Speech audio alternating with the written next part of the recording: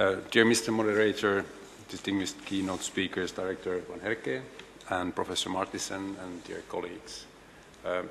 This kind of opportunities to discuss about the EU's social policy as well as economic policy are rare, too rare in my opinion.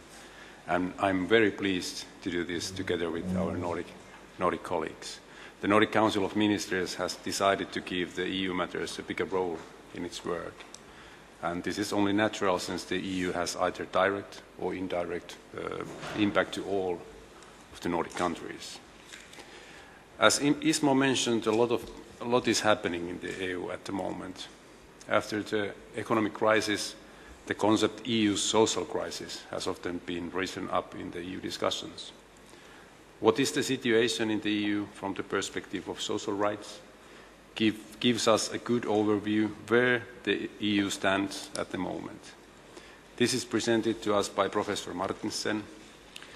It is a political map we simply have to take very seriously.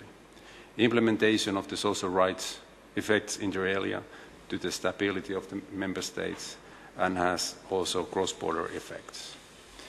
Because of the social crisis now, even the head of states and governments are discussing about the social aspects.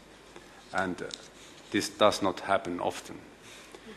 It actually gives us a unique opportunity to influence the way the EU is heading.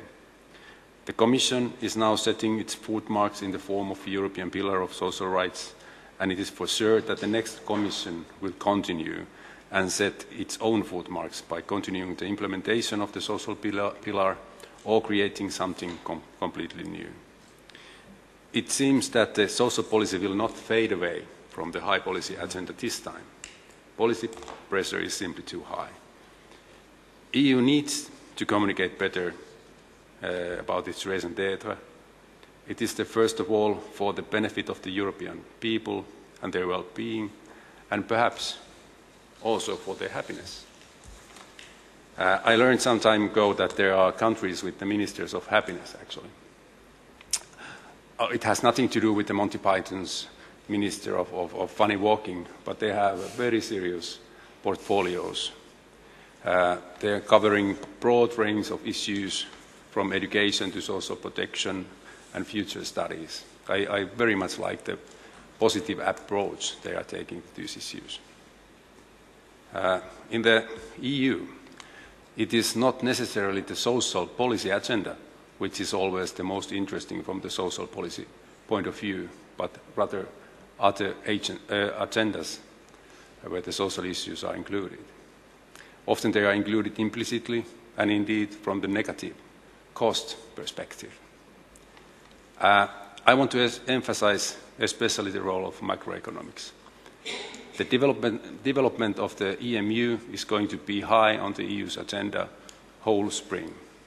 In the EU 27 context, the GDP of the countries using euro is about 85%. And social and healthcare budgets are big parts of the member states' budgets, which means that macroeconomic imbalance procedures will have a close eye in the sector, that's for sure. EMU processes will continue giving guidance to the structural development of the social sector, despite the fact that EU do not have a direct competence. Policy perspectives taken in these processes will easily be mainstreamed to cover all the EU member states. Good example is the proposed Eurozone recommendation mentioned in today's agenda. Such highly targeted orientated approach is not necessarily the Nordic way of thinking.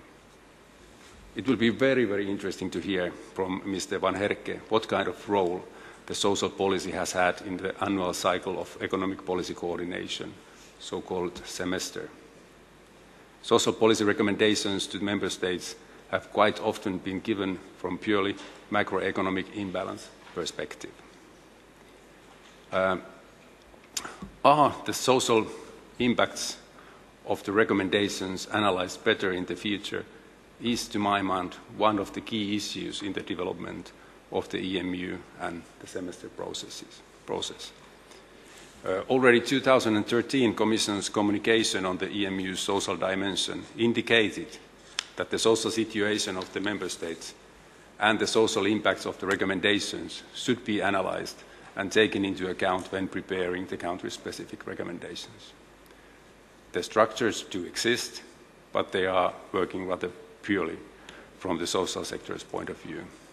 The sector does in practice have only a minor role in the discussions in the committees and the ministerial level. It is very interesting from the Nordic perspective that the EMU processes does not recognize the value of the investment aspect included in the social policy. Short-sighted cuts made only from the macroeconomic perspective can be very costly. Good examples are cuts made on preventive health and social care.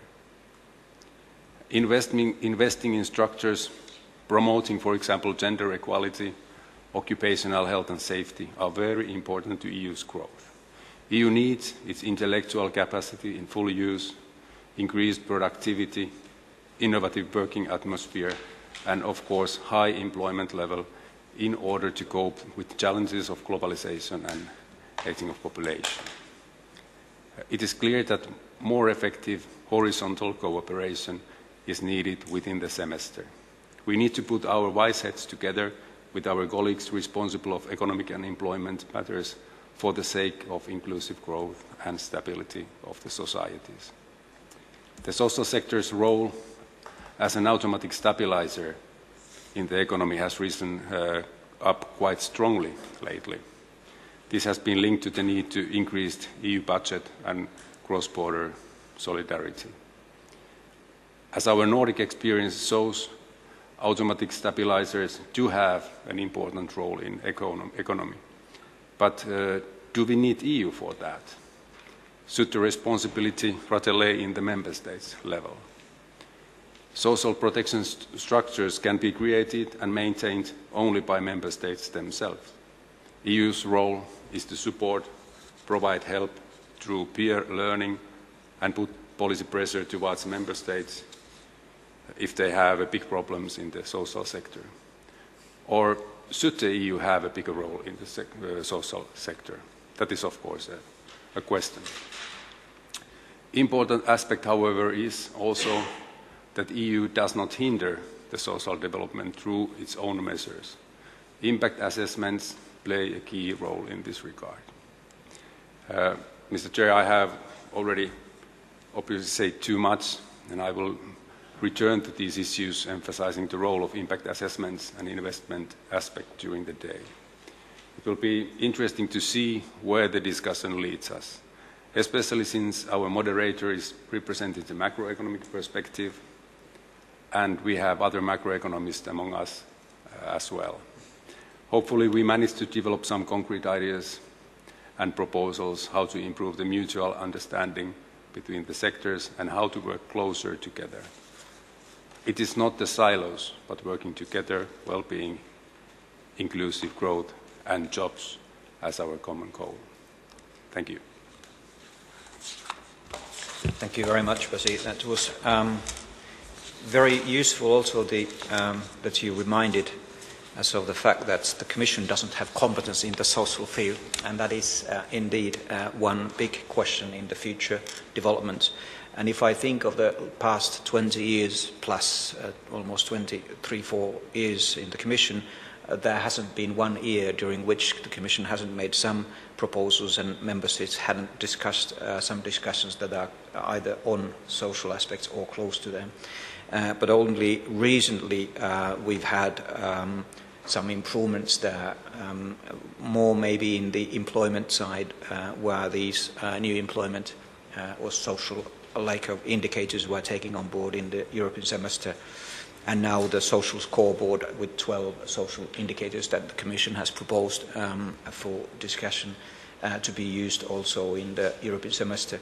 And that brings us to the topic of the next speaker, the EU social policy within the European semester. So what on earth can it be if there is no competence in the field? So Bart Verhake, European Social Observatory, you're welcome to tell us the good story first and then the bad story maybe if you need to.